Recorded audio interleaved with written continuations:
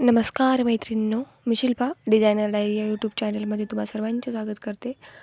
तर मी इथे आज वेल्वेट फॅब्रिकपासून ब्लाऊज डिझाईन बनवणार आहे. वेल्वेट फॅब्रिक म्हणलं ना तर कोणाला पण कंटाळाच येतो, कारण ते व्यवस्थित शिलाई बसत नाही, व्यवस्थित फिनिशिंग येत नाही. त्यामुळे इथे मी एकदम परफेक्ट आणि सोप्या पद्धतीने डिझाईन कशी बनवायची ते सांगणार आहे. चला आता आपण मापे टाकून घेऊया. तर ब्लाऊजची हाईट इथे 13.25 आहे. तर प्लस 1 इंच मार्जिन घेतली आहे. तर 14.25 टोटल 14.25 घेतली आहे. आणि चेस्ट 37 इंचाची आहे. तर 9.25 प्लस 1.5 इंच मार्जिन ठेवली आहे. तर तुम्ही तुमच्या साईजनुसार मापे घ्या. शोल्डर 5.5 इंच आहे. मोंडा 5 इंच घेतला आहे. साईज मोठी जर असेल तर मोंडा मोठा करू शकता, म्हणजे 6 इंचाचा किंवा 5.5 इंचाचा घेऊ शकता. तर मोंडाला शेप देण्यासाठी 1.5 इंचावर एक मार्क करून घेतला आहे. आणि अशा प्रकारे राऊंड शेप दिला आहे. तर मी इथे शोल्डर 5.5 इंच घेतले, त्यामुळे 2.5 इंच गळा घेते आणि गळ्याची उंची 9.5 वर ठेवते. तुम्हाला जसा गळा डीप करायचा आहे त्यावर तुम्ही गळ्याची उंची ठेवू शकता. तर शिलाई मार्जिनसाठी मी इथे 1/2 इंच ठेवला आहे, जेणेकरून जेव्हा आपण शिलाई मारताल तेव्हा जास्त ब्रॉड गळा होणार नाही. तर मटका शेप देण्यासाठी वरून 3 इंचावर आणि खालून गळ्यापासून 2 इंचावर असे 2 मार्क करून घेतले आहेत.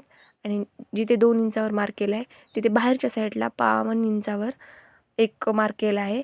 आणि वरच्या साईडला जिथे 3 इंचावर मार्क केलं तर तिथे मधल्या साईडला 52 इंचावर एक मार्क केला आहे. आणि अशा प्रकारे मार्क जसे केलेत त्यावरून शेप ड्रॉ करून घ्यायचा, जेणेकरून मटका गळ्याचा शेप व्यवस्थित येईल.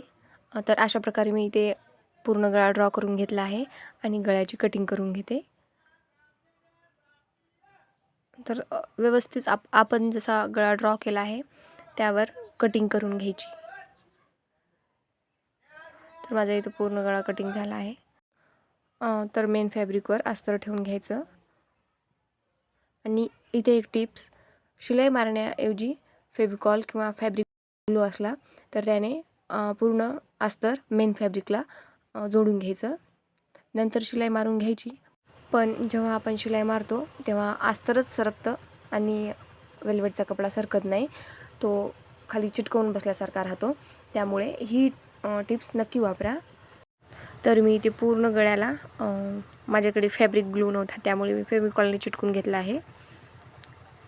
तर अशा प्रकारे सगळं बरोबर चिटकवून घ्यायचं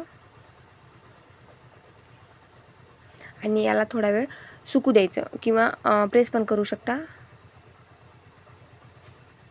आणि मी इथे पिनअप करून घेते, जेणेकरून जेव्हा आपण शिलाई मारतील तेव्हा कपडा चटकणार नाही. तर मी इथे थोडा वेळ सुकू दिलं आणि आता पूर्ण गळ्याला शिलाई मारून घेते. तर तुम्ही आता पाहू शकता, जेव्हा आपण डायरेक्ट शिलाई मारतील तेव्हा कपडा सटकतो किंवा खालचा कपडा सरकत नाही, वरचा सरकतो. तर अशा प्रकारचे प्रॉब्लेम होतात. तर या पद्धतीने केल्यास असे प्रॉब्लेम येणार नाहीत. तर पूर्ण शिलाई मारून घेतली आहे आणि खालच्या कमरेच्या साईडला लगेच शिलाई मारून घ्यायची, जेणेकरून आपल्याला वेगळी पट्टी लावायची गरज पडणार नाही आणि फिनिशिंग पण सुंदर येते, आपला वेळ पण वाचतो. तर मी इथे पूर्ण शिलाई मारून घेतली. आता पिना जे लावल्या होत्या ते काढून घ्यायच्या आणि कमरेच्या साईडला जो मेन फॅब्रिकचा एक्स्ट्रा कपडा होता तो कट करून घ्यायचा आणि गळ्याचा पण एक्स्ट्रा मेन फॅब्रिकचा कपडा कट करून घेऊन त्याला छोटाले कट्स मारून घ्यायचे.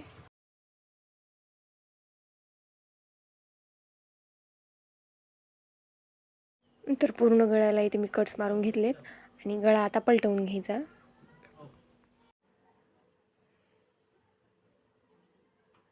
मी अशा प्रकारे पूर्ण गळा पलटवून घेतला आहे आणि आता त्यावर एक टिप मारून घेते. टिप व्यवस्थित मारायची, म्हणजे जिथे कपडा मध्ये गेला आहे किंवा व्यवस्थित शेप दिसत नसेल तर व्यवस्थित कपडा काढून घ्यायचा बाहेर आणि नंतर टिप मारून घ्यायची. आता तशाच प्रकारे खालच्या कमरेच्या साईडला पण टिप मारून घ्यायची. आणि चॅनलला सबस्क्राईब केलं नसेल तर प्लीज चॅनलला सबस्क्राईब करा. व्हिडिओ जर आवडला असला तर शेअर करा आणि काही जर प्रॉब्लेम वाटत असला तर कमेंट करून नक्की विचारा. तर इथं अशा प्रकारे पूर्ण ब्लाऊजला मी टिप मारून घेतली आहे. तर इथे मेन फॅब्रिक आणि अस्तर जोडून घ्यायचं, शिलाई मारून व्यवस्थित शिलाई मारायची. वेल्वेट फॅब्रिक असल्यामुळे कुठे कमी जास्त म्हणजे असं आकसतो किंवा गोळा होतो असं प्रॉब्लेम होतात. त्यामुळे व्यवस्थित शिलाई मारते वेळेस सावकाशपणे शिलाई मारून घ्यायची. तर मी पूर्ण ब्लाऊजला शिलाई मारून घेतली आहे अस्तर आणि मेन फॅब्रिक जोडून. तर आता एक्स्ट्राचा मेन फॅब्रिकचा कपडा कट करून घ्यायचा. ते पूर्ण मी इथे कपडा कट करून घेतला आहे. तर काय अशा प्रकारे गळ्याचा शेप आला आहे. इथे मी नॉट्स बसवण्यासाठी 3 इंचावर मार्क करून घेते.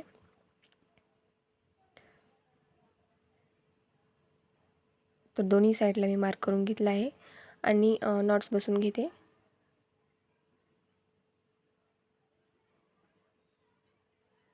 जेव्हा आपण नॉट्स बसवतील तेव्हा थोडंसं रफ करायचं, जेणेकरून कधी टाईट झालेच नॉट्स तर ते निसटणार नाहीत. तर आता मी एकदम सेंटरमधून नॉट्स कट करून घेतले आहेत आणि पाठीमागच्या प्लेट्स मारून घेते. तर मी इथे दोन्ही प्लेट्स 3-3 इंचावर मारून घेते. तुम्ही तुमच्या लेंथनुसार प्लेट्स मारू शकता. जशी तुमची हाईट आहे त्याप्रमाणे तुम्ही प्लेट्स मारू शकता. जर ब्लाऊजची हाईट जास्त असेल तर जास्त तुम्हाला घ्यावं लागणार आहे.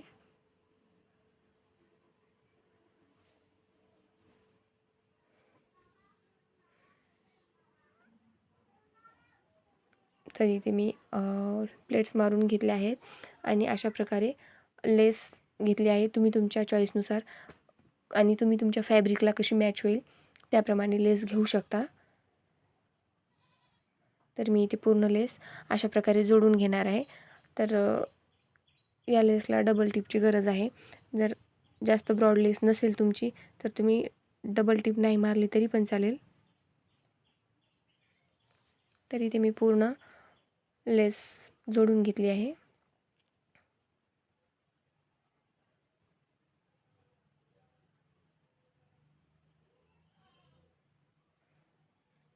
आणि आता डबल टिप मारून घेते. डबल टिप मारण्याचं कारण म्हणजे ब्रॉड लेस असल्यामुळे मटका गळा किंवा गोल गळा याला लेस थोडी उचकते. त्यामुळे डबल टिप मारून घ्यायची.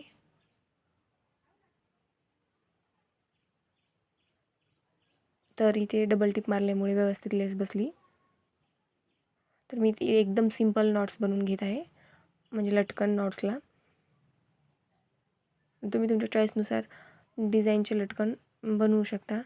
जर तुम्हाला लटकनचा व्हिडिओ पाहायचा असेल तर आपल्या यूट्यूब चॅनलवर अपलोड आहे, तो नक्की जाऊन पाहू शकता. तर मी इथे दोन्ही पण लटकन बनवून घेतलेत.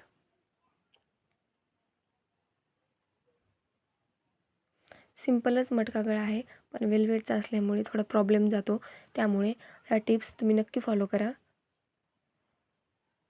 आणि तुम्हाला हा मटका गळा कसा वाटला आणि शिवण्याची पद्धत कशी वाटली ते कमेंट करून नक्की सांगा. जर तुम्हाला हा व्हिडिओ आवडला असेल तर शेअर करायला विसरू नका. जर तुम्हाला असे जर नवनवीन व्हिडिओ पाहायचे असतील तर चॅनलला सबस्क्राईब करा. तर तुम्हाला ब्लाऊज डिझाईनचा लूक कसा वाटला तर कमेंट करून नक्की सांगा. Bye bye.